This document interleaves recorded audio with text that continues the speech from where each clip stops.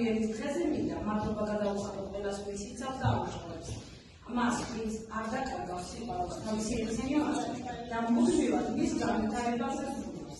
Გადასულებს დღეს კიდევ ერთი სუფთა დღე, სადაც ქართულმა ენამ გამოხატა ჩვენი სიყვარულის, სიხარულისა და მადლიერების სიტყვები. თითოეული ჩვენგანი არის პასუხისმგებელი ენის მომავალზე. ჩვენი ენა არა მარტო არა მხოლოდ მუზეუმის ექსპონატი უნდა იყოს, არამედ ცოცხალი ორგანიზმი, რომელიც ყოველდღიურად გვაძლევს ძალას და სიხარულს.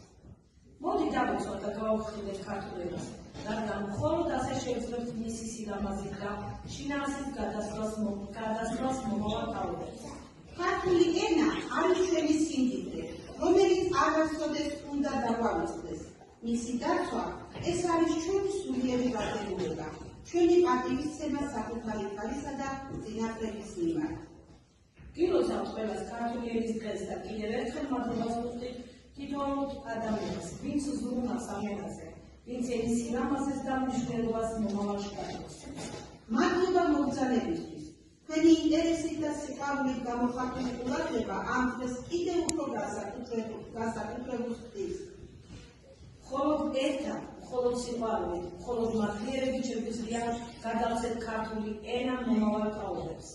გილოცავთ ქართული ენის დღეს ყველას, ვინც მას გულით და სულით უღმით.